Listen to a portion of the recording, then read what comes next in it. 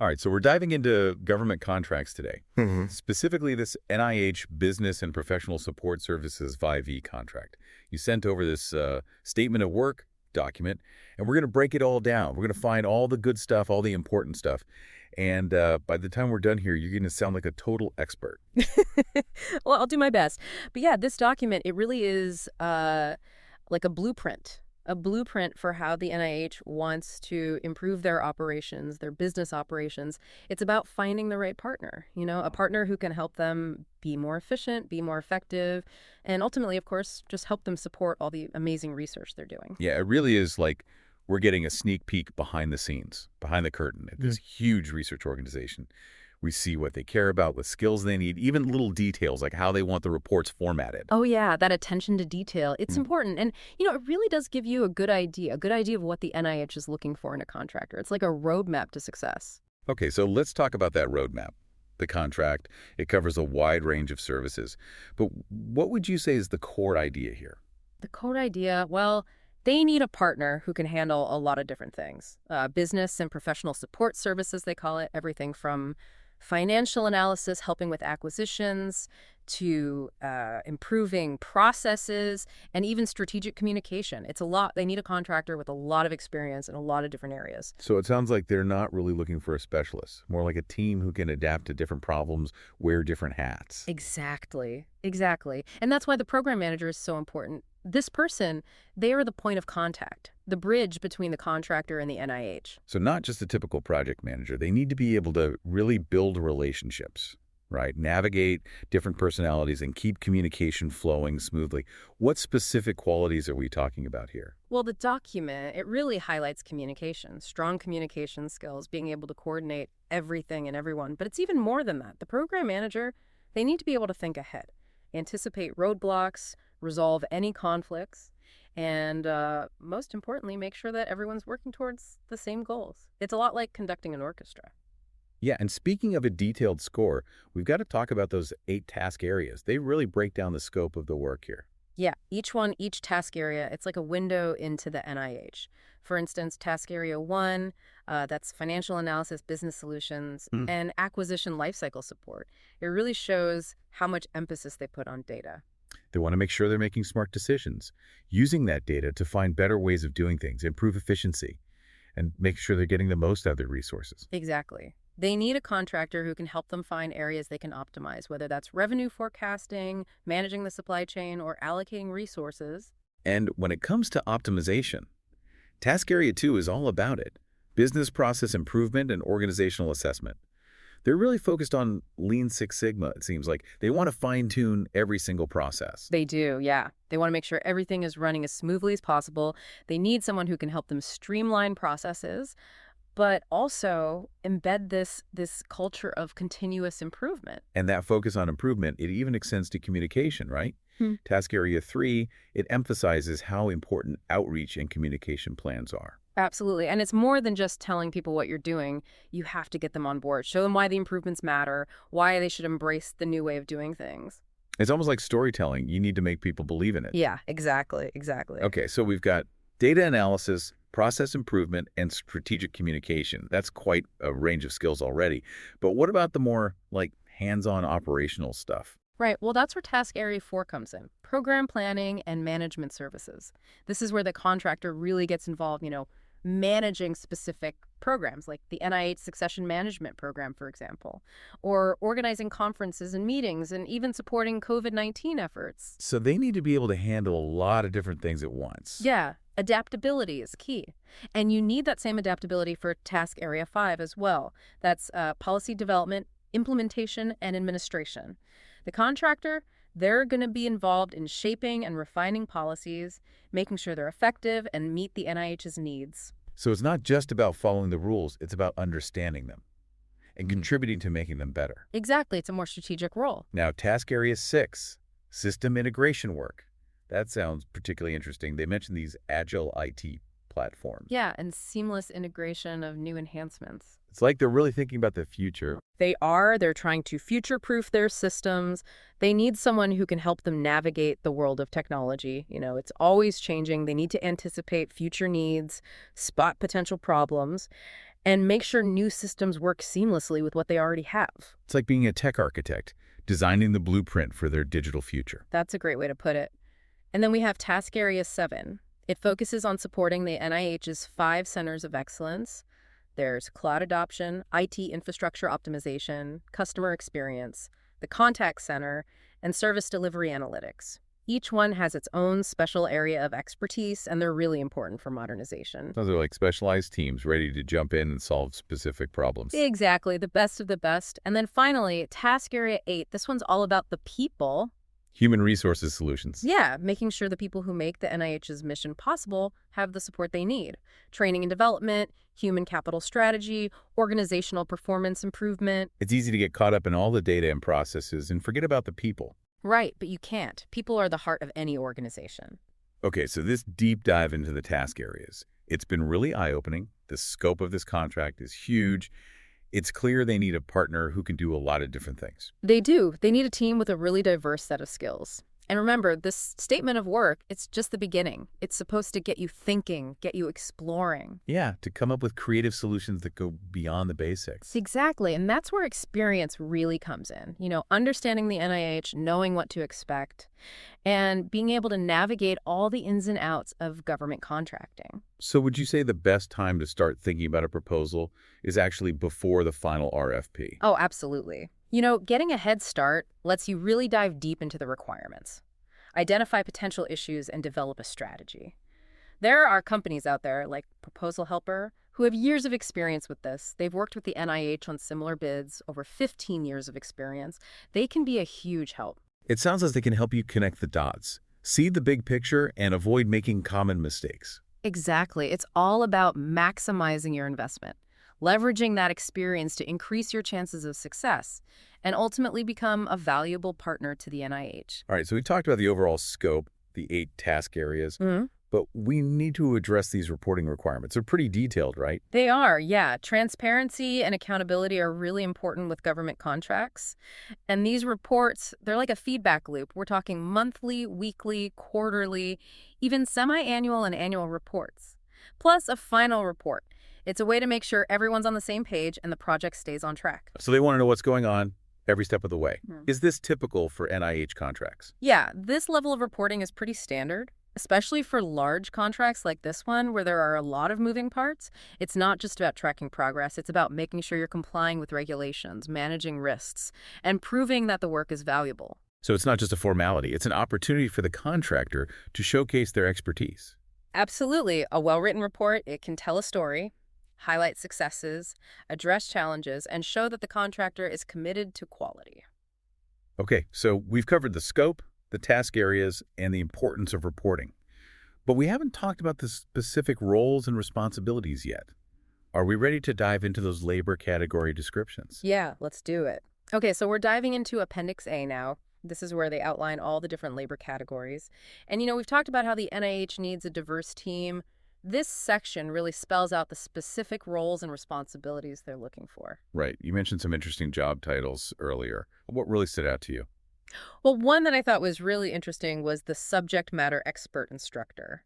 It's not just about knowing your stuff, You have to be able to teach it to others and do it in a way that's engaging and effective. They need someone who can develop and deliver training programs that actually work. So they're like the gurus, right? They have all the knowledge and they can share it with everyone else. That's so important for continuous improvement. Exactly. And speaking of improvement, there's another role here, the business process reengineering specialist.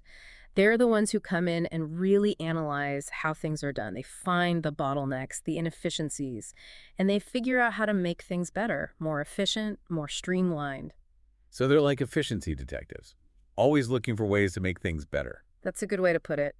And of course, in this day and age, you can't forget about the software architect. They're the ones behind the scenes making sure all the systems work. The architects of the digital world, what kind of skills do they need for that? Well, they definitely need to be able to code. But they also need to be able to think strategically, big picture stuff. They have to understand the NIH's needs, anticipate future challenges, and design systems that can grow and adapt, systems that are reliable and secure. It's a really demanding role. It's not just building websites, it's building the foundation for the future. Right, exactly.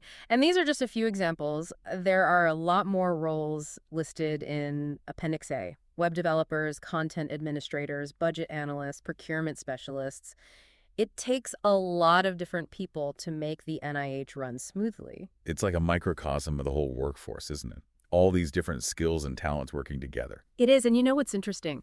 The experience they require for each role, it can change depending on your education. That's where the substitution clause comes in. So someone with a master's degree might qualify for a job that normally requires 5 years of experience, Yeah. even if they haven't been working that long. That's the idea, yeah. Hmm. The NIH recognizes that there are different ways to gain expertise. They're looking at both your education and your actual experience. It makes sense, especially in a field like this. Technology changes so fast, new skills are always emerging. Exactly. And it also benefits the NIH. By being more flexible, they can attract a wider range of talent. Okay, so we've got a better understanding of the roles, but let's circle back to those reporting requirements for a minute. You said they were pretty detailed. Can you give us some examples? Sure, there are different types of reports, each with its own purpose and frequency, like progress reports, for example. Those can be monthly, weekly, or quarterly. They basically summarize everything that's been done during that period, any milestones reached, any challenges encountered, and what's planned for the next period. So it's a way to keep the NIH updated, make sure everyone's on the same page. Exactly. And it's not just about listing what you've done. You often need to include metrics, data points that show the impact of your work. Things like how many training sessions you've conducted, what percentage of process improvements have been implemented, or how much money you've saved. You have to prove that you're actually making a difference. Right. It's all about accountability. What about those less frequent reports? The semi-annual, annual, and final reports. Those are a bit different. They take a broader view. They summarize the project's accomplishments over a longer period. The semi-annual report covers the last 6 months. The annual report covers the whole year. And the final report, well, that covers the entire project from start to finish. So each report builds on the last one, telling the story of the project. That's a great way to think about it. And remember, these reports aren't just for the NIH. They can be really valuable for the contractor, too. How so? Well, a good report can showcase your expertise, highlight your successes. It's a chance to tell your story, build your reputation, and position yourself for future opportunities. So it's kind of like a marketing tool. Exactly. In this business, it's not enough to just do good work. You have to be able to communicate your value, build relationships, and these reports are a big part of that. This whole conversation about reporting, it really emphasizes how important communication is. And meticulous documentation, of course. Absolutely. It's not enough to just do the work. You have to be able to explain it, to show its impact, and present it in a way that the NIH understands and appreciates. And this brings us back to that idea of preparation, Yeah. starting early. Right. The best time to start thinking about these reports and the whole proposal process, really, is before the final RFP is even released. You keep saying that, starting early. Why is it so important? Because it gives you time to really understand what they're looking for. You can gather all the information you need and craft a proposal that shows off your strengths. If you rush it, you're going to miss things, make mistakes, and your proposal won't be as competitive. So it's a more strategic approach, not just reacting to the RFP. Exactly. And that's where companies like Proposal Helper can really help. They have so much experience with this, over 15 years working with the NIH and similar agencies. They can guide you through the whole process, help you avoid the pitfalls. They're like a coach in your corner. That's a great way to put it. They help you develop a winning strategy, make sure you're meeting all the requirements. They can make a big difference. This whole conversation has really shown how important experience is. It is. The NIH is looking for a partner, not just a vendor, someone who understands how to work with a government agency. It's not just about knowing the rules. It's about anticipating challenges, navigating complex processes, and building relationships. It's a lot. You need technical expertise, strategic thinking, and strong interpersonal skills. It's quite a challenge. It is, but it's also a really rewarding opportunity to work with the NIH to contribute to their mission of advancing science and improving health. That's something special. I definitely feel a lot more prepared to tackle this statement of work now. Yeah. But before we wrap up, there's one more thing I'm curious about. We talked about the program manager being the point of contact, but what about the other roles on the contractor's team? What are they looking for in those positions? That's a great question. Let's take a closer look at some of those roles outlined in Appendix A and see what we can find. Okay, let's dig into those roles in Appendix A. I'm really interested to see what specific skills and experience they want besides that program manager. Yeah, it's a real mix, which makes sense with all the different things the contractor is going to be handling. One that caught my eye was the web project manager. Oh, yeah, they're basically running the NIH's online presence. Exactly. That's a big deal. I mean, think about how much info and how many resources the NIH has online. It is. They're like the architect of the whole digital landscape. Right, and they can't just know about web design and technology. They need to be able to take the NIH's mission and goals, which are complex, and translate that into a good online experience. One that's easy to use and engaging. Yeah, and accessible, too. That's right. Accessible for everyone. The document specifically mentions Section 508 compliance. Which is all about making websites accessible for people with disabilities. Right. It shows the NIH is serious about inclusivity, making sure their resources are available to everyone. That's great to see. Okay, so we've talked about the digital side of things. What about the financial roles? The NIH budget is huge. They must need some serious financial experts on the team. Oh, absolutely. The budget analyst is a key role. Right. They're the ones developing and managing the budget, making sure the money goes where it's supposed to. Yeah, and making sure spending aligns with the NIH's priorities. It's a big job. It is. And they can't just be good with numbers. They need to be able to analyze data, predict future needs, and make recommendations about resource allocation. So it's not just crunching numbers, it's about strategy. Right. They probably work really closely with the accounting analysts, too, Oh, yeah, definitely. to make sure everything's accurate and follows the rules. The accounting analyst, they're evaluating financial statements, checking for accuracy, making sure everything's compliant with accounting principles and regulations, Double-checking everything, spotting any errors. keeping the books in order. It's all about accountability, especially with government money. So we've got the budget analyst and the accounting analyst. But who's in charge of the big picture, the overall financial health of the contractor's work on the contract? That's the financial manager. Oh, hey. They're developing financial strategies, managing investments, making sure the contractor has the resources they need. To actually do the work. It's Exactly. a leadership role. It is. They need financial expertise, strategic thinking, and good communication skills. So they need to see the details and the big picture at the same time. Yeah, exactly. And then there's the procurement specialist. Ah. They're often forgotten, but they're essential. They're the ones buying everything the contractor needs, right? Right, all the goods and services, from office supplies to specialized equipment. They're the ones getting the best deals. Yeah, they need to be good negotiators. They need to know all about government procurement rules. It's a tough job. So we've covered the tech roles, the financial roles, the operational roles, but we can't forget about the people doing the work. That's where the human resources analyst comes in. Absolutely. They're supporting the contractor's workforce. Yeah, they're handling recruitment, training, compensation, employee relations, all that. It's a big responsibility, making sure the employees are happy and productive, It is, and it makes a big difference in attracting and keeping good people. which leads to better performance overall. Right. And it's not just about happy employees. The human resources analyst, they make sure the contractor's complying with labor laws, and they help build a culture of diversity and inclusion. It's good to see that emphasis on people. Okay, so this deep dive into the labor categories, it's been really helpful. It shows how much expertise and how many different skills are needed for this contract. The NIH is clearly looking for a real partner, not just someone to check off boxes. They are, and they're putting a lot of effort into finding the right team. Which brings us back to that idea of being strategic, preparing early. Absolutely. Understanding the statement of work, thinking about the challenges, building the right team, that's all crucial. And getting help from someone like Proposal Helper can give you a real edge. Yeah, their experience and insights can be invaluable. Okay, I feel like we've really unpacked this statement of work now. We've got a much better sense of what the NIH is looking for. This deep dive has been so informative. I'm sure our listeners will get a lot out of it. I hope so. It's been great talking about this with you. Yeah, thanks for joining me.